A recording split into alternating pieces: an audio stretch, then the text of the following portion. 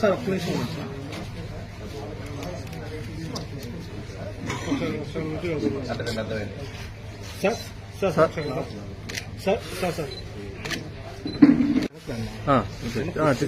Okay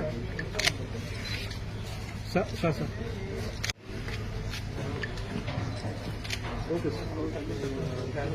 sir sir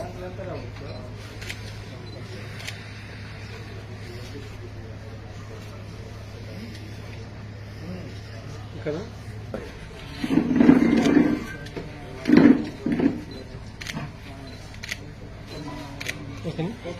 subsidies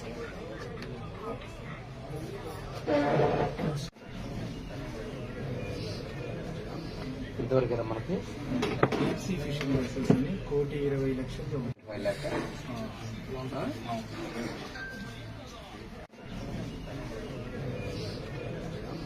ఇంతవరకు మనకి అంతే కదా.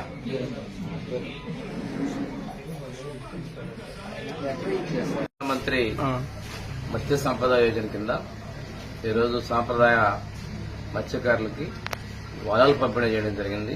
7గురికి ఈరోజు ఒక్కోటి యూనిట్ కాస్ట్ 2,43,900 రూపాయలు. అదేవిధంగా ప్రభుత్వం వచ్చిన తర్వాత మత్స్యకారులకి మళ్ళా రేపు ఒక బోట్లు కూడా 15 యూనిట్లు ఇంజన్లు కూడా పంపిణీ చేయబోతున్నాం.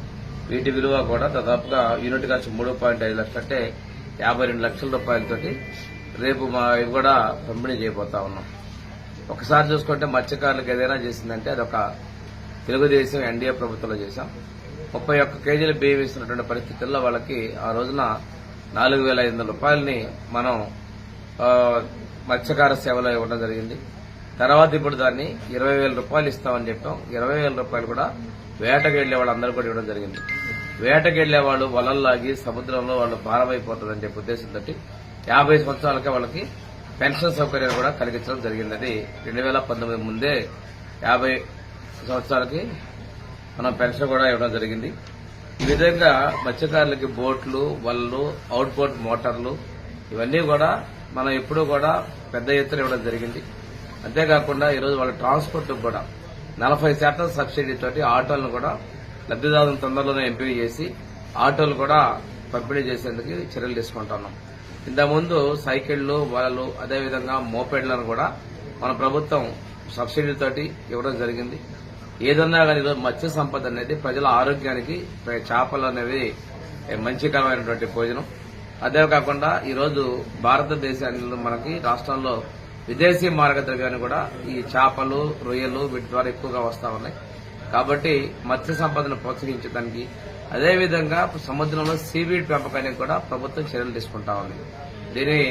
నేను మత్స్యకారులకు కూడా ఆసక్తి ఉన్నటువంటి వాళ్ళు సీవీడ్ పెంపకం ద్వారా భవిష్యత్తులో మరింత ఆదాయాన్ని పొందేదానికి అవకాశాలు ఉంటాయి.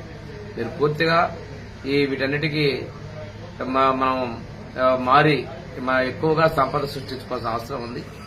దీంతో పాటు కూడా ఇక్కడ మనకి మత్స్యకార సొసైటీలకు కూడా చెరువుల మీద ఆ రోజు హక్కులు కల్పించడం జరిగింది. ఆ మత్స్యకార సొసైటీల వాళ్ళకు కూడా చేపలు పెంపుకోవడం, ఆదాయం పెంపించే విధంగా మీరు చర్యలు తీసుకోవాలని చెప్పేసి మీరు భాగస్వాములు కావాలని చెప్పి కోరుకుంటూ నేను సెలవు తీసుకుంటాను.